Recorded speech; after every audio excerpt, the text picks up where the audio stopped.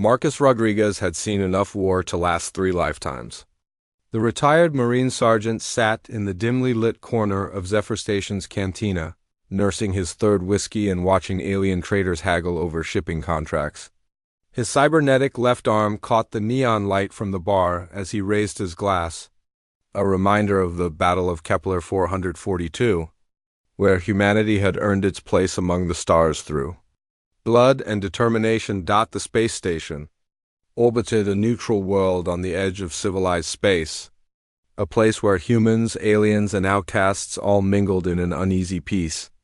Marcus had come here to disappear, to forget the screams of his fallen Marines and the weight of command that had crushed him during humanity's war for independence from the Galactic Empire. 3 years had passed since the peace treaty, but the nightmares still found him every night. 2 small figures approached his table through the smoky haze. Marcus looked up to see a pair of human children, girls who couldn't have been older than 8 and 10. Their clothes were patched and dirty, their faces gaunt with hunger, but their eyes burned with a determination he recognized from his own reflection during the darkest days of the war. The older girl stepped forward, her chin raised despite the tremor in her voice. "Are you Marcus Rodriguez, the Marine from the Kepler campaign?" Marcus studied them carefully. Human children were rare this far from Earth's colonies, and these 2 had the look of refugees. Their accents carried the soft lilt of New Geneva, one of the outer rim worlds that had been hit hard during the Independence War. "Depends who's asking," he replied, his voice gravelly from years of shouting orders over gunfire. The younger girl clutched a worn stuffed animal to her chest, tears welling in her eyes. "We need to hire you, sir. We have money." She held out a small pouch that clinked with the sound of credits. Marcus felt something cold settle in his stomach. "Kids, whatever trouble you're in, I'm not the man you need. I'm retired." The older girl's composure cracked. "The Galactic Empire killed our mother," she whispered, the words tumbling out like a dam breaking. "They said the war was over, but they came to our colony anyway. They killed everyone who helped the human resistance. Mama hid us in the emergency shelter, but we heard everything." The cantina seemed to fade away as Marcus stared at the girls. The war might have ended officially, but he'd heard rumors of Imperial cleanup operations, of loose ends being tied up in the outer systems where nobody would notice or care. "What's your names?" he asked quietly. "I'm Sarah," the older girl said. "This is my sister Emma. Our last name is Chun." Marcus remembered New Geneva. It had been a supply depot for human forces, hidden in plain sight as a farming colony. If the Empire had discovered its true purpose after the peace treaty, they would have considered everyone their collaborators. "Where's your father?" Sarah's voice broke completely. "He died defending the colony. The Imperial soldiers, they didn't just kill people quickly. They made examples. They wanted everyone to see what happened to humans who defied them." Emma stepped forward, still clutching her stuffed animal. "We escaped in a cargo pod. The merchant who found us said you were the best human soldier in the war, that you never lost a Marine under your command." Marcus closed his eyes, feeling the weight of command settling on his shoulders again. He'd sworn he was done with war, done with violence, done with carrying other people's hopes on his back. But looking at these 2 girls, remembering the faces of every Marine he'd led into battle, he knew he couldn't walk away. "How much money do you have?" he asked. Sarah opened the pouch, revealing a handful of credit chips. 87 credits? It's everything we have." 87 credits wouldn't buy ammunition for a decent rifle, much less fund a mission against the Galactic Empire. But Marcus had seen that look in young soldiers' eyes before, the desperate hope that someone stronger could make the world right again. He stood up, his massive frame casting a shadow over their table. Years of military conditioning had kept him in fighting shape despite the drinking and the nightmares. The other patrons of the cantina instinctively moved away, recognizing a predator when they saw one. "Keep your money," he said. "But I need to know exactly what happened on New Geneva. Every detail you can remember." Sarah nodded eagerly. "There's something else. Before Mama died, she gave us this." She pulled a small data chip from her pocket. She said it contained evidence of what the Empire was really doing in the outer systems. Proof that they're still hunting down humans who fought in the war. Marcus took the chip, feeling its weight like a live grenade in his palm. If the girls were right, this could be the evidence needed to expose Imperial war crimes to the galactic community. But it also made them incredibly dangerous to possess. "We don't have anywhere else to go," Emma whispered. "Everyone we knew is dead." Marcus looked down at the two children, seeing his own younger siblings in their faces. He joined the Marines to protect Earth from alien domination, but the war had taken everything from him too. Maybe this was his chance to save someone for once, instead of just watching them die. "All right," he said finally. "I'll help you. But we do this my way, and you follow every order I give without question. This isn't a game, and the Empire doesn't show mercy to anyone who gets in their way." Sarah wiped her eyes and stood straighter, like a recruit acknowledging orders. "We understand, sir." Marcus finished his whiskey in one gulp, feeling the familiar fire in his belly that had carried him through 3 years of brutal warfare. The Empire thought they could hunt down human children with impunity. That the peace treaty gave them license to commit genocide in the shadows. They were about to learn why humanity had earned its place among the stars. Marcus led the girls through the maze of Zephyr Station's lower levels, past the tourist districts and merchant quarters into the sections where questions weren't asked and credits talked louder than laws. His military instincts kicked in automatically, checking corners and monitoring potential threats while Sarah and Emma struggled to keep up with his longer stride. They stopped at a nondescript door marked only with a faded number. Marcus knocked in a specific pattern, and after a moment the door opened to reveal a heavy-set human woman with graying hair and suspicious eyes. "Rodriguez," she said flatly. "Thought you were dead." "Close enough, Vasquez. I need a safe house and equipment. Payment up front." Captain Elena Vasquez had been his commanding officer during the early days of the war before she'd been forced to resign over political disagreements with Earth Command. Now she ran a network of safe houses and black market operations that served human refugees and veterans who couldn't adjust to peacetime. She stepped aside to let them enter. The apartment was spartanly furnished but clean, with reinforced walls and multiple escape routes that Marcus noted automatically. Vasquez's eyes fell on the two girls, and her expression softened slightly. "These the Chun sisters from New Geneva?" she asked quietly. Marcus raised an eyebrow. "You know about them?" "Word gets around. Imperial forces hit 17 outer rim colonies in the last 6 months, all of them supposedly pirate strongholds, according to official reports. Funny how those pirates all happened to be human settlements that supported our war effort." Sarah stepped forward, her small voice steady. "You knew our colony?" Vasquez knelt down to the girl's eye level. "Your mother Lisa was a hero, kid. She coordinated supply runs to our forces for 2 years, risked everything to keep our soldiers fed and armed. Half the Marines who made it through the Kepler campaign owe their lives to what your colony provided." Emma clutched her stuffed animal tighter. "Why didn't anyone help when the Empire came?" The question hung in the air like an accusation. Marcus had wondered the same thing during his darker moments.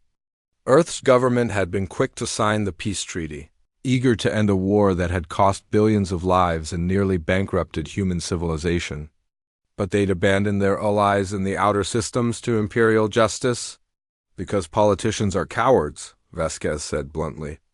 "They got their treaty and decided everyone who couldn't protect themselves was acceptable losses."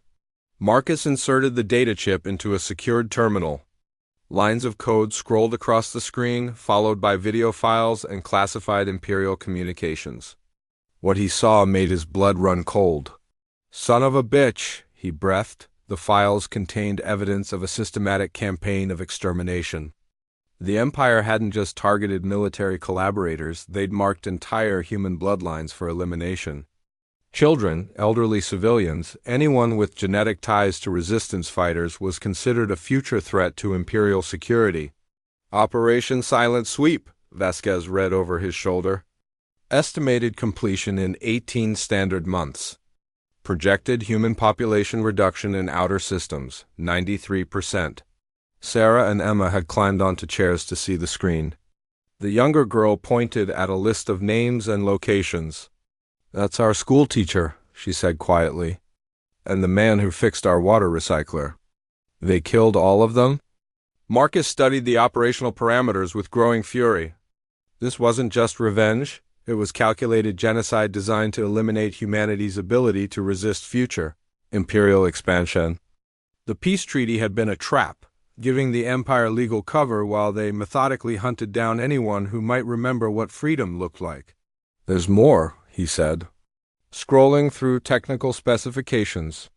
"They're using modified atmospheric processors to make human-settled worlds uninhabitable. Any planet that can't support their species becomes worthless real estate." Vasquez pulled up a tactical display.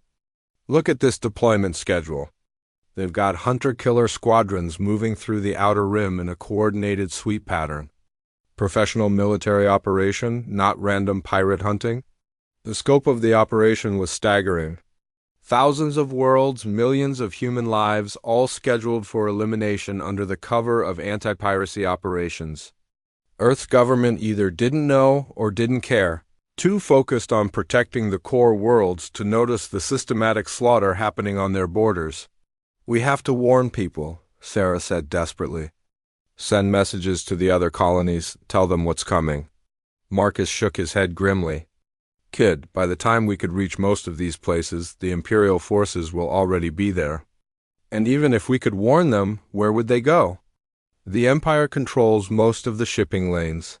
Emma looked up at him with eyes too old for her young face. "So we just let them die?" The question hit Marcus like a physical blow. During the war, he'd made impossible choices, sacrificed good soldiers for tactical advantages, accepted casualties as the price of victory. But these weren't soldiers, they were families, children, people who'd already paid the price for human independence. Vasquez leaned back in her chair, studying the data with a strategist's eye. "There might be another option. These operations depend on secrecy and legal cover. If we could expose this to the Galactic Council—" "The Council won't act against the Empire without ironclad proof," Marcus replied. "And even if they did, it would take months of political maneuvering while people keep dying." Sarah had been quiet, studying the tactical displays with an intensity that reminded Marcus of young officers trying to solve impossible problems. Finally, she spoke up. "What if we didn't try to save everyone? What if we saved who we could and made the Empire pay so dearly that they couldn't continue?" Marcus stared at the 10-year-old girl, hearing echoes of his own tactical thinking during the darkest days of the war. "What are you suggesting?" "The hunter-killer squadrons are spread thin to cover so much territory. If something happened to one of them, the others would have to consolidate for protection. That would slow down their schedule, give people time to escape." Vasquez whistled softly. "Smart kid. Hit them hard enough in the right place and their whole operational timeline falls apart." Marcus felt the familiar weight of command settling on his shoulders. It was a desperate plan with minimal chance of success, but it was better than watching helplessly while the Empire completed its genocide. "We'd need a ship. Weapons, intelligence on their patrol routes," he mused. "And a crew willing to go up against Imperial forces with no backup and no hope of official support." "I might know some people," Vasquez said carefully. "Veterans who didn't adjust well to peacetime. Pilots who lost everything in the war and have nothing left to lose." Emma tugged on Marcus's sleeve. "Does this mean you'll really help us? You'll make them pay for killing Mama?" Marcus looked down at the two girls, thinking of all the Marines who'd followed him into impossible battles because they believed he could bring them home alive. Most of the time, he'd succeeded. Sometimes, the mission was more important than individual survival. "Yeah, kid," he said finally. "We're going to make them pay." The recruitment meeting took place in the cargo bay of a derelict freighter 3 sectors away from Zephyr Station. Marcus had insisted on neutral ground where Imperial surveillance couldn't easily track their activities. As he watched the assembled group of veterans file into the makeshift briefing area, he felt the familiar mix of pride and regret that came with leading desperate people into certain danger. Vasquez had delivered on her promise. 12 men and women sat on improvised benches, their faces bearing the unmistakable marks of combat veterans who'd seen too much and lost too much. Some bore visible scars from the war, others carried their wounds deeper, but all of them had the hollow-eyed look of soldiers who'd been abandoned by the system they'd bled to protect. "Most of you know me," Marcus began, his voice carrying the authority that had once commanded an entire Marine battalion. "Those who don't can ask around later. What matters now is that we have a mission that's going to get some of us killed, probably most of us, and definitely all of us if we screw it up." A lean woman with pilot's tattoos covering her arms raised her hand. "Rodriguez, we've all heard the recruiting pitch before. What makes this different from another suicide run?" Her name was Katie Morrison, formerly Lieutenant Commander Morrison. Of the Earth Defense Force Navy, she'd lost her entire squadron during the Battle of Proxima Centauri and had been drinking herself to death in various spaceports ever since. Marcus gestured to Sarah and Emma, who sat quietly in the front row. "Because this time, we're not fighting for politicians or trade routes or strategic advantages. We're fighting because the Empire is systematically murdering human children and nobody else gives a damn." He activated the holographic display, showing the intelligence they'd gathered from the data chip. The tactical information painted a clear picture of Operation Silent Sweep's scope and timeline. Gasps and curses filled the cargo bay as the veterans processed what they were seeing. 63 colonies targeted for complete elimination, Marcus continued. Estimated timeline of 18 months. Current progress: 21 colonies already destroyed, with Imperial forces moving on schedule through the Outer Rim territories. A grizzled sergeant named Davis leaned forward, his cybernetic leg whirring softly. "What's our objective? We can't take on the entire Imperial Navy with whatever ships we can scrape together." "We don't need to destroy their entire fleet," Marcus replied. "We need to disrupt their operational timeline.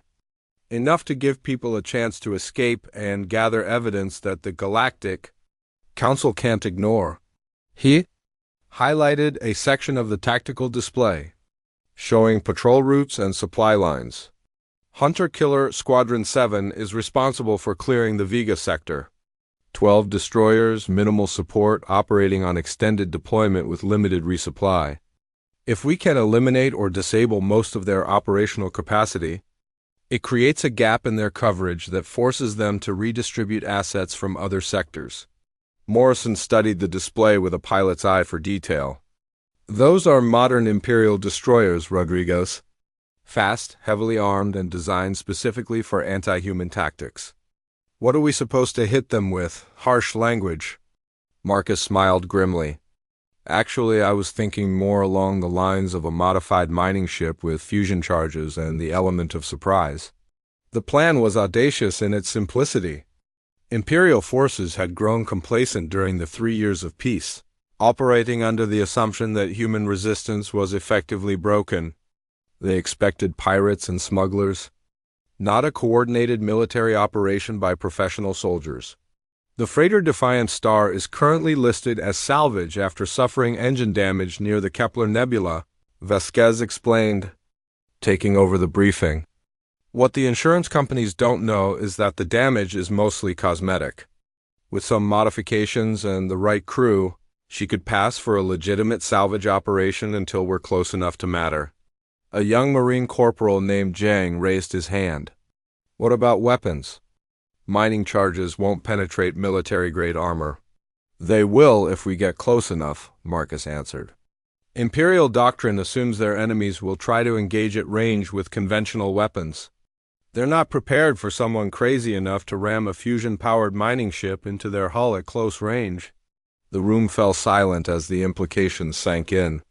It was a suicide mission disguised as a tactical operation. The kind of desperate gambit that either won wars or got everyone killed in spectacular fashion. Sarah stood up from her seat, her young voice cutting through the silence. "My mother died believing that humans could be free. She hid Emma and me because she wanted us to grow up in a galaxy where people couldn't just murder us for being born human." She looked around the room at the assembled veterans, her chin raised with determination. "I know most of you have lost people too.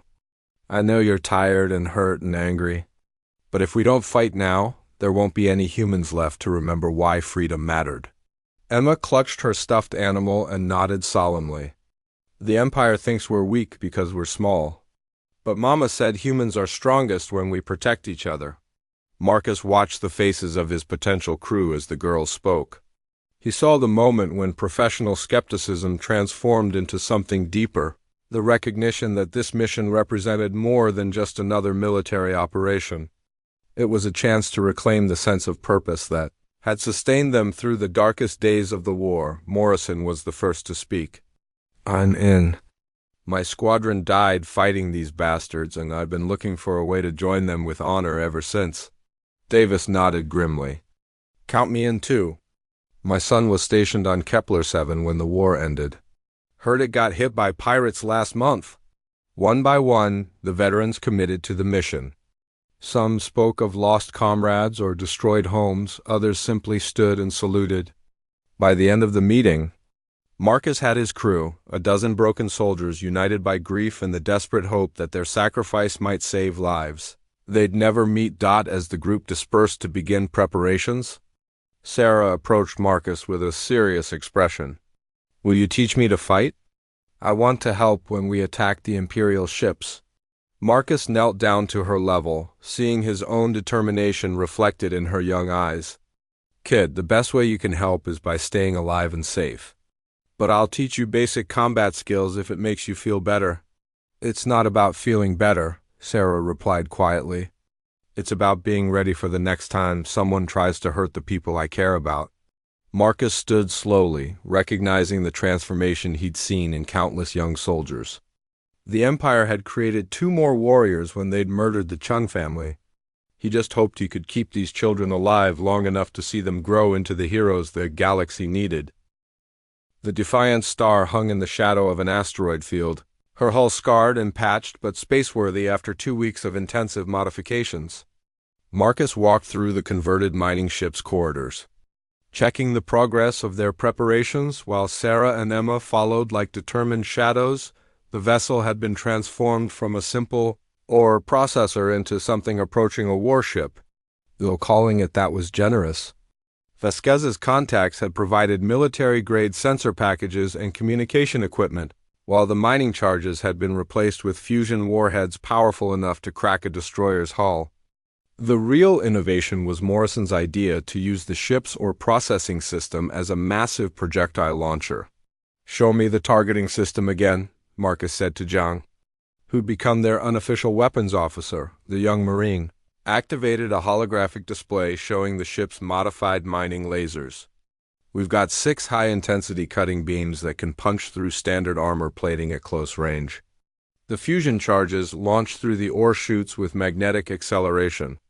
Range is limited, but impact velocity should be enough to penetrate Imperial shields." It was a collection of improvised weapons that would have made military engineers weep, but it gave them options beyond ramming attacks. More importantly, it maintained their cover as a legitimate salvage vessel until they were close enough to strike. "What about the crew quarters?" Marcus asked. "Reinforced and stocked for extended operations," Davis replied from the navigation station. "We've got enough supplies for 3 months, assuming we live that long." Morrison's voice crackled through the ship's communication system from the bridge. "Rodriguez, we've got incoming traffic. 3 Imperial patrol ships, standard reconnaissance formation." Marcus felt his pulse quicken. "Battle stations. Remember, we're salvage operators conducting legitimate business." He made his way to the bridge with Sarah and Emma close behind. The 2 girls had insisted on staying involved in mission planning, and Marcus had reluctantly agreed. They deserved to understand what was being done in their name. Even if he planned to keep them safely away from actual combat, the bridge view screen showed 3 sleek Imperial corvettes maintaining a standard patrol formation as they approached the asteroid field. Their black hulls gleamed with the authority of the Galactic Empire. Weapon systems clearly visible despite the peaceful nature of their supposed mission. "Salvage vessel Defiant Star, this is Imperial Corvette Punishment. State your business in this system." Morrison handled the communication with professional calm. Imperial vessel, we're conducting authorized salvage operations on the wreck of the merchant ship Prosperity. All documentation has been filed with the appropriate authorities. Marcus watched the tactical display as the Imperial ships moved closer. This was the first real test of their cover identity, and everything depended on selling the deception completely. Defiant Star. Transmit your salvage permits for inspection. Vasquez had prepared for this moment, creating a complete paper trail that would stand up to routine scrutiny. The permits appeared legitimate because they were legitimate, purchased through the same corrupt bureaucrats who'd been selling Imperial patrol schedules to smugglers. Several tense minutes passed while the Imperial ships reviewed their documentation. Marcus could see Sarah gripping her stuffed animal tightly, her young face set with determination despite the obvious fear in her eyes.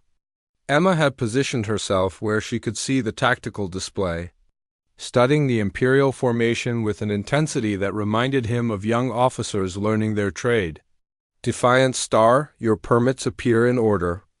Be advised that this sector has experienced increased pirate activity. Report any suspicious contacts to Imperial forces immediately. Understood, Imperial vessel. We appreciate the warning. The corvettes maintained their course, disappearing into the asteroid field's far reaches as they continued their patrol. Marcus let out a breath he hadn't realized he was holding. First test passed, Morrison announced. But they'll be back. Imperial patrols in this sector run on 12-hour cycles. Marcus nodded. They had a limited window to complete their preparations and move to intercept Squadron 7 before increased Imperial activity made their mission impossible. Davis. How long until we reach the intercept point? 18 hours at current speed.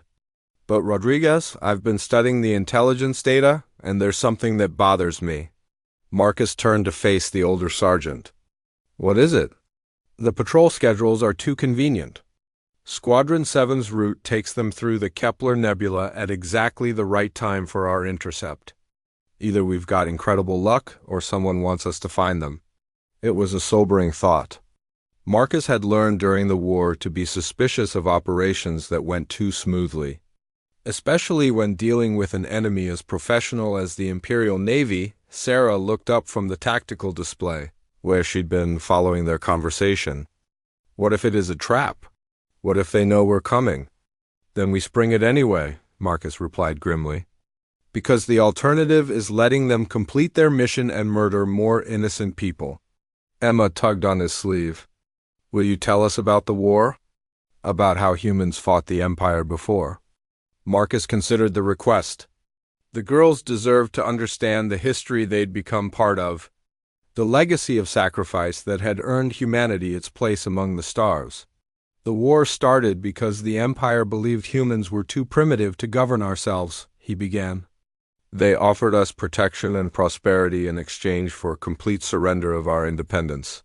He called up historical records on the ship's main display, showing images from the early days of human space exploration. Earth's colonies had been small and vulnerable, scattered across dozens of star systems with minimal military protection. When Earth's government refused the Empire's terms, they responded with overwhelming force. The first battles were massacres. Human ships were outgunned, outmanned, and completely unprepared for modern space warfare. Sarah studied the images with fascination.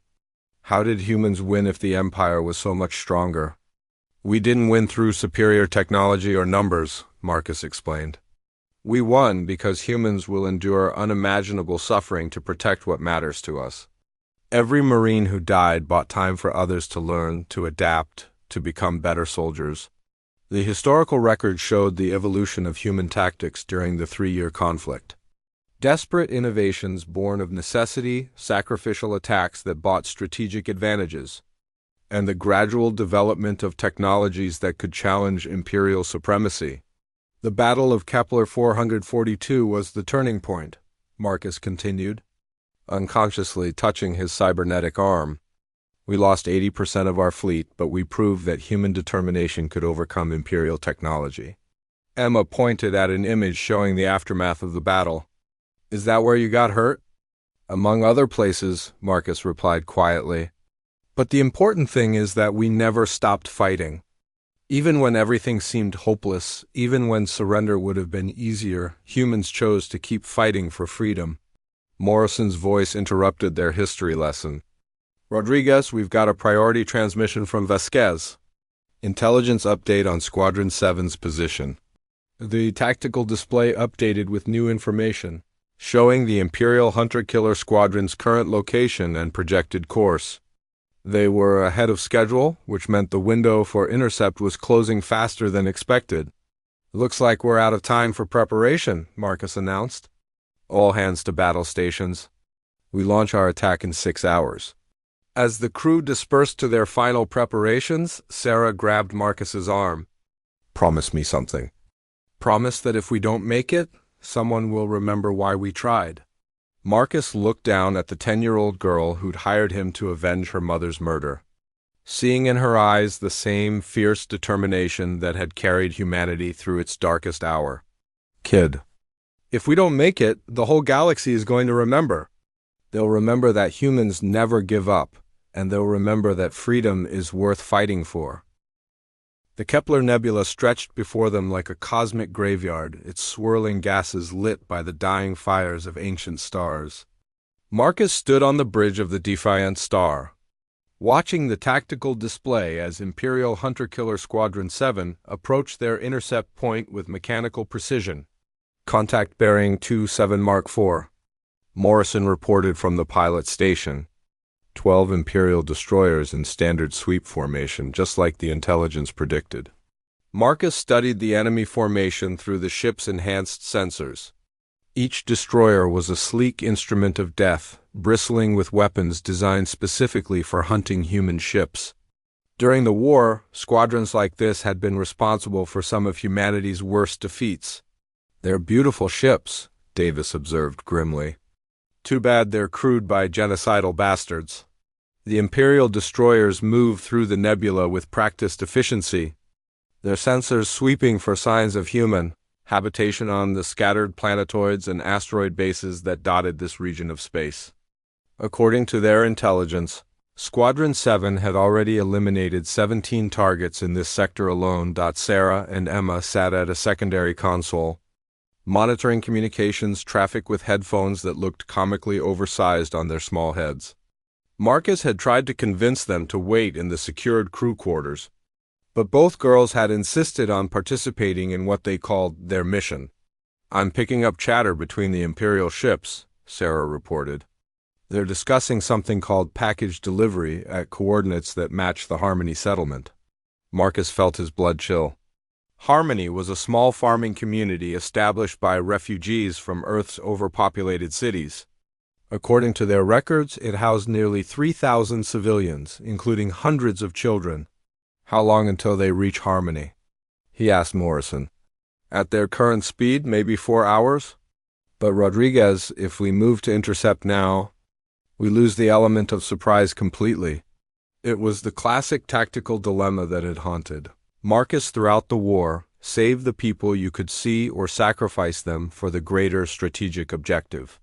During the Battle of Kepler 442, he'd made the hard choice and watched transport ships full of civilians die while his Marines held the line. Emma looked up from her console with tears in her eyes.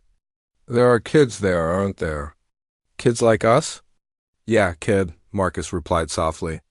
There are. He stared at the tactical display, running calculations in his head. A direct assault on Squadron 7 would almost certainly fail. The Defiant Star was tough, but she wasn't a match for 12 modern destroyers in open combat. But if they could somehow separate part of the squadron... Morrison, can you plot a course that puts us between Squadron 7 and Harmony without revealing our position? Maybe, if we use the nebula's interference to mask our approach.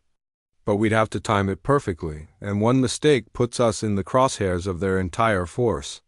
Davis leaned over the navigation display. There's another option.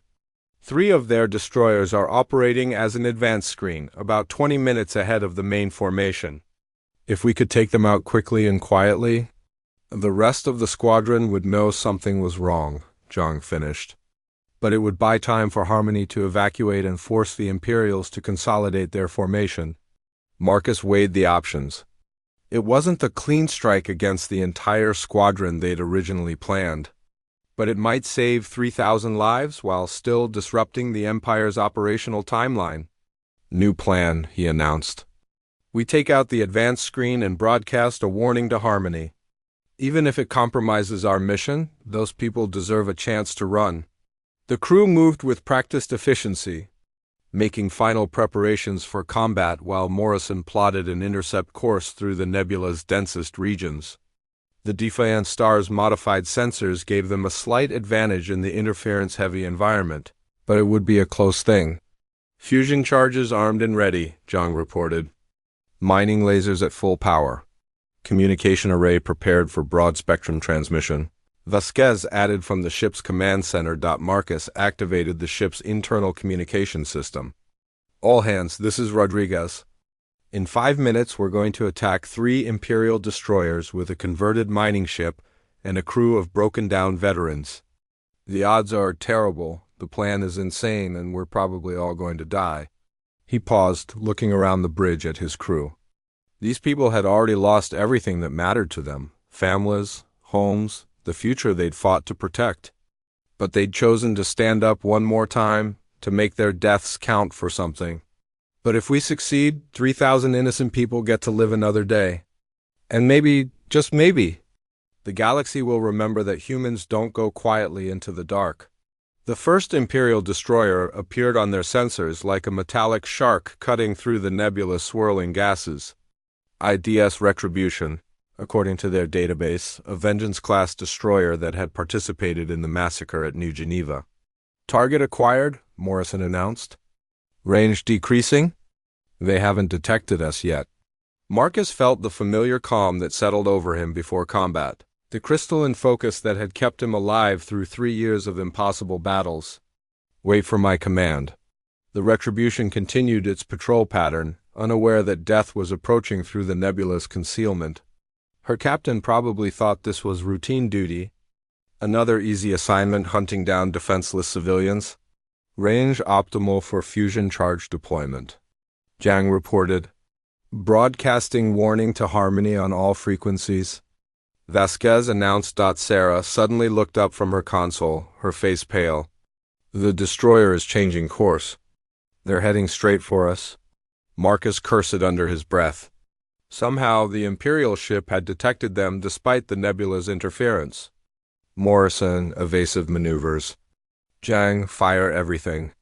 The Defiant Star shuddered as her improvised weapon systems engaged.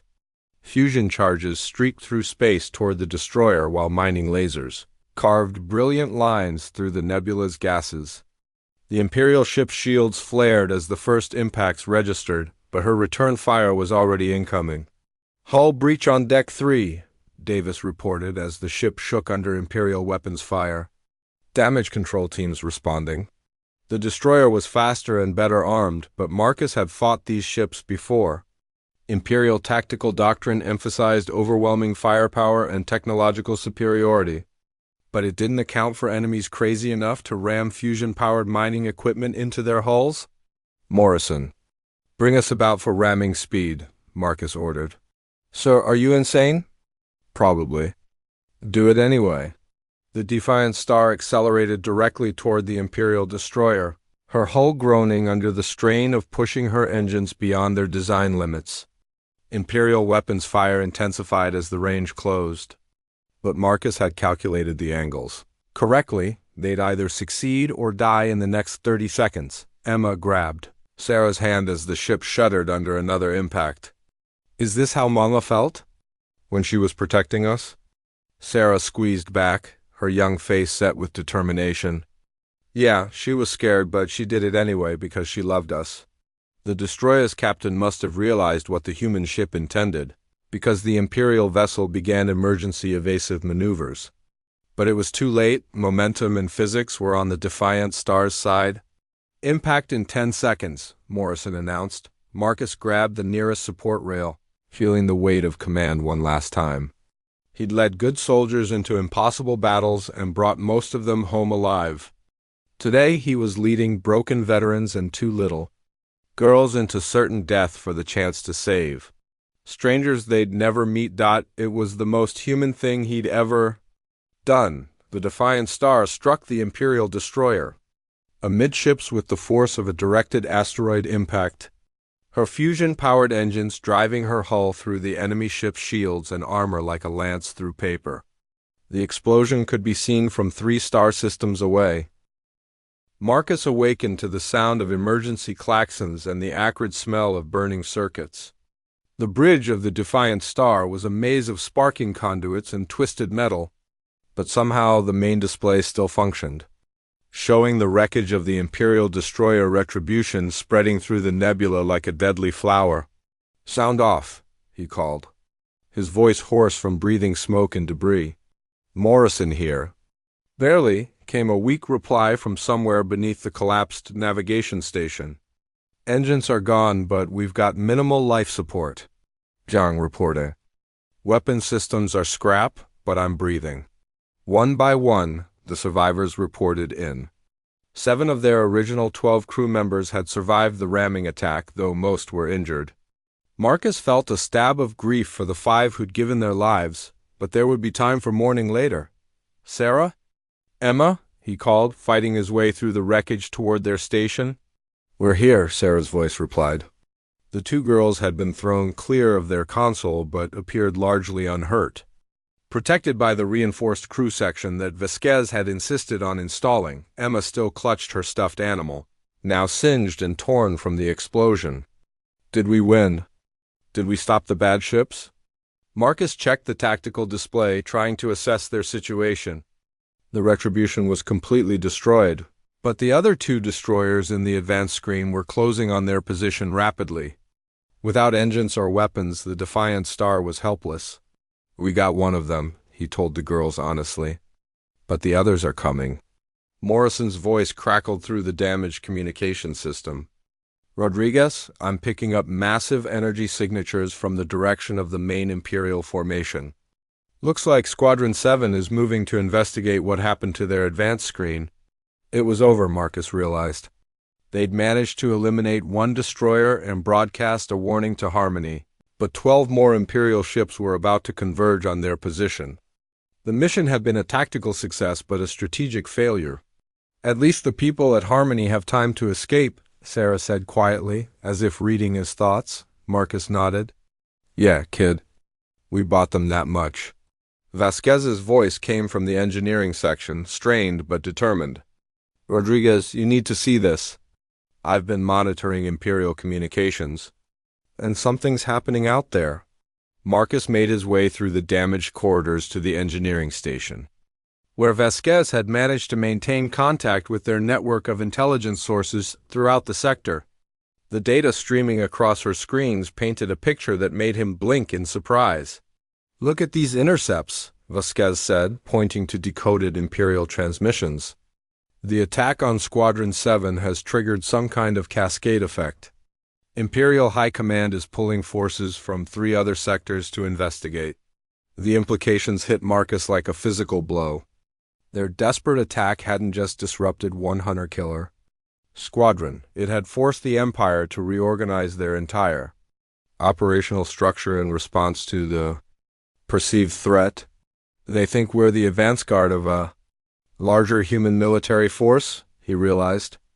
"One modified mining ship has them scared enough to redistribute their entire fleet." Morrison's voice came over the intercom with barely contained excitement. "Rodriguez, get up here. You need to see this communication traffic." Marcus made his way back to the bridge, where Morrison had managed to restore partial functionality to their sensor array. The tactical display showed Imperial forces throughout the sector changing course, abandoning their scheduled attacks to consolidate around major installations. "Harmony isn't the only settlement that's been warned," Morrison explained. "Our broadcast triggered some kind of underground communication network. Human colonies throughout the sector are evacuating or going to ground." Sarah looked up at the display with wonder. "All those people are going to live?" "Most of them," Marcus confirmed. "The Empire's operational timeline is completely disrupted. Instead of systematic elimination, they're dealing with a guerrilla situation where their targets keep disappearing." Emma hugged her stuffed animal tighter.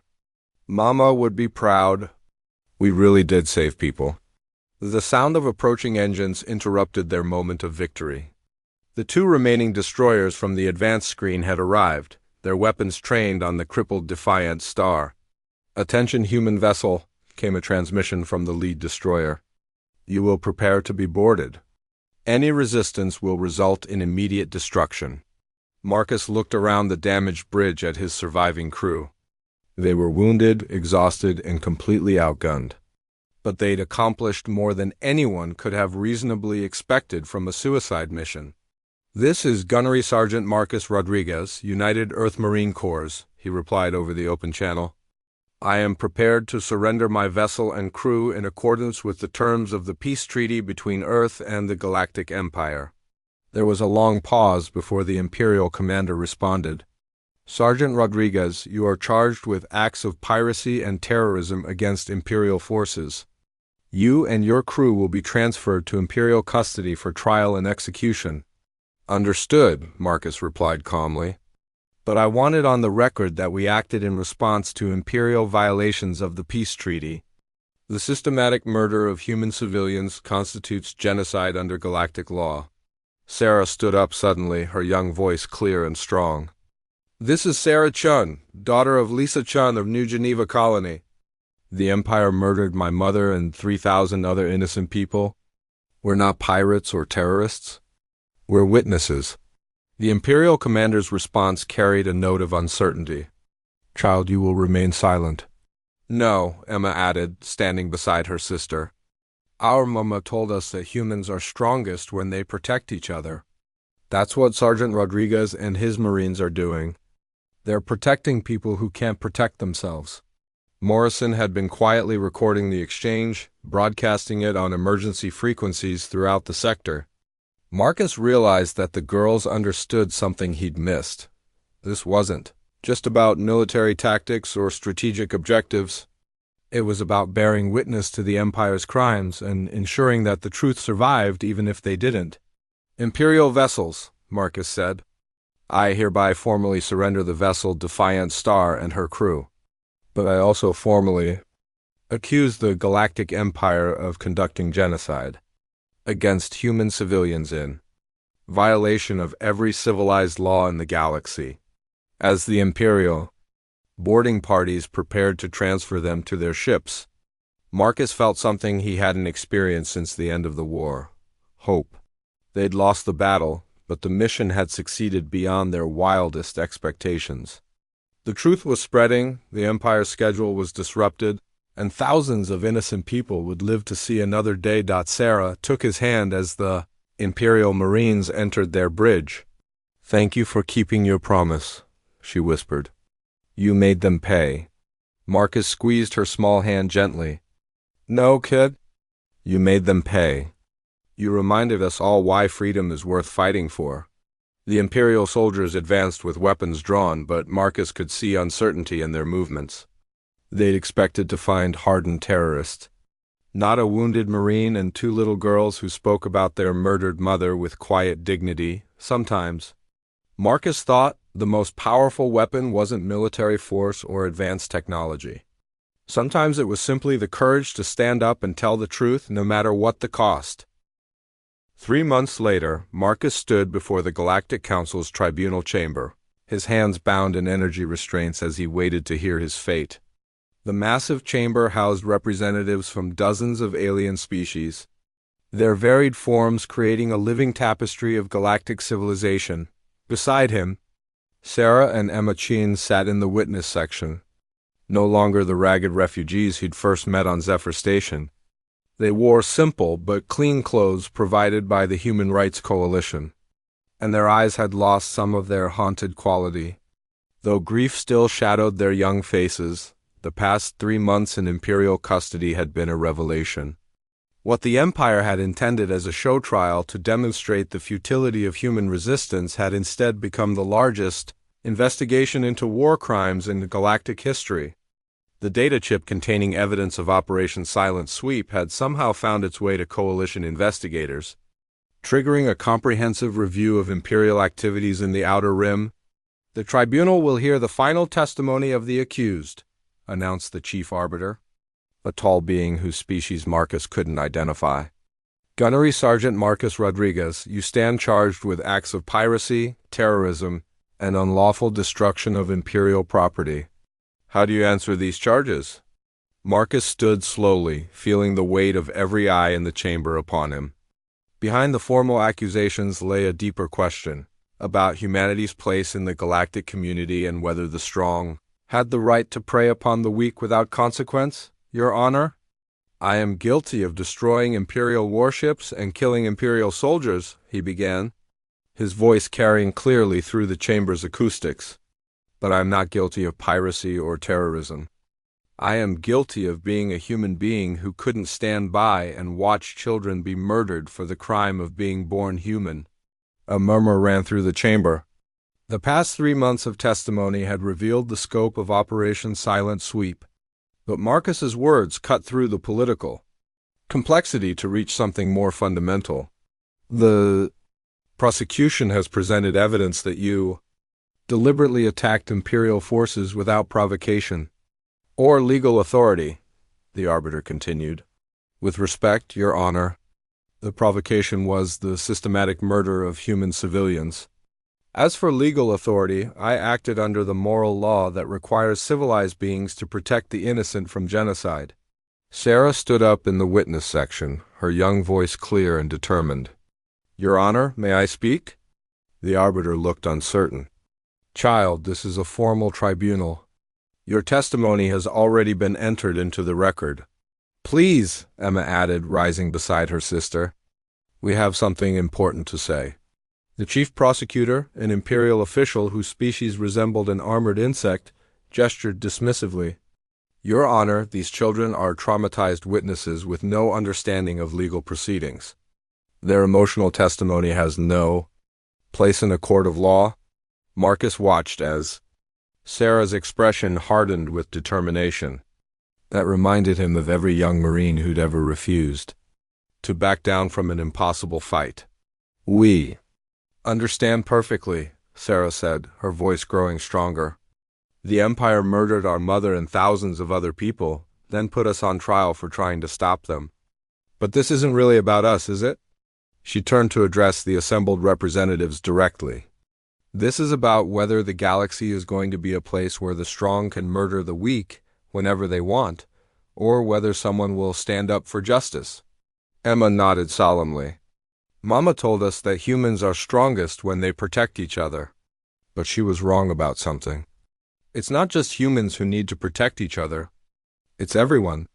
The chamber fell silent as the implications of the child's words sank in.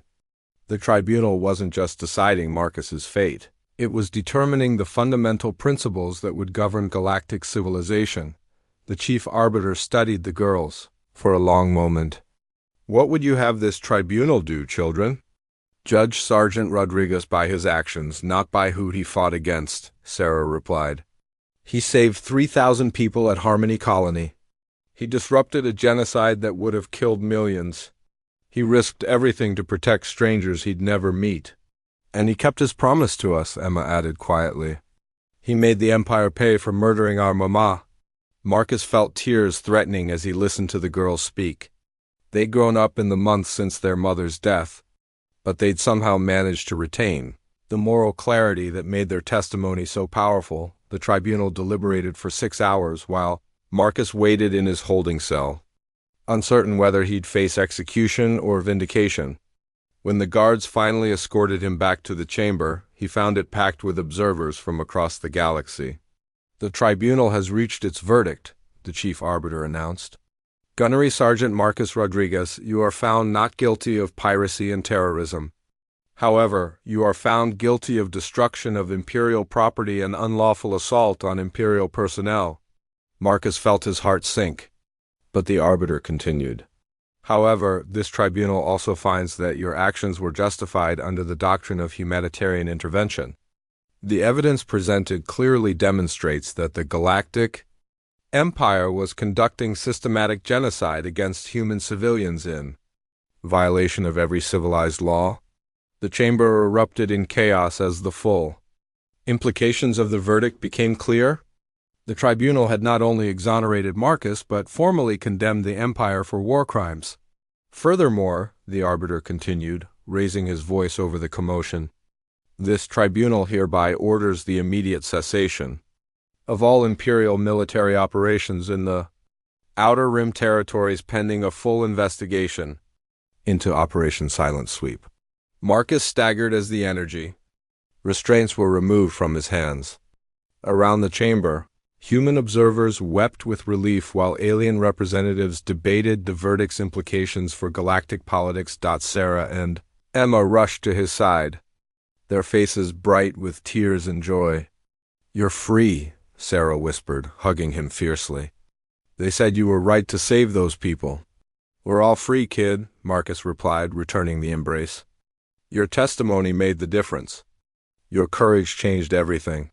As they left the tribunal chamber together, Marcus reflected on the strange journey that had brought them here. Two little girls had hired a broken-down Marine to avenge their mother's murder, and somehow that simple act of defiance had exposed a genocide and changed the course of galactic history. The Empire would face justice for its crimes. The surviving human colonies would be protected, and somewhere in the galaxy, children would grow up free because two little girls had refused to let their mother's death be meaningless. In the end, Marcus thought that was what humanity brought to the galaxy, the stubborn refusal to accept injustice, the willingness to fight impossible odds for the sake of strangers, and the moral courage to stand up for what was right even when it meant standing alone. Sarah took his hand as they walked through the corridors of the Justice Complex. "What happens now?" she asked. Marcus looked down at the two girls who'd saved his soul and given him a reason to fight again. "Now we make sure this never happens again. We build a galaxy where children like you can grow up safe and free. And if someone tries to hurt innocent people again," Marcus smiled grimly, "then we remind them why you never mess with humanity's kids." Outside the complex, representatives from the Human Rights Coalition waited to escort Sarah and Emma to their new home with relatives on Earth, as Marcus watched them board the transport that would carry them to safety. He felt the burden of command finally lifting from his shoulders. He'd brought his Marines home one last time,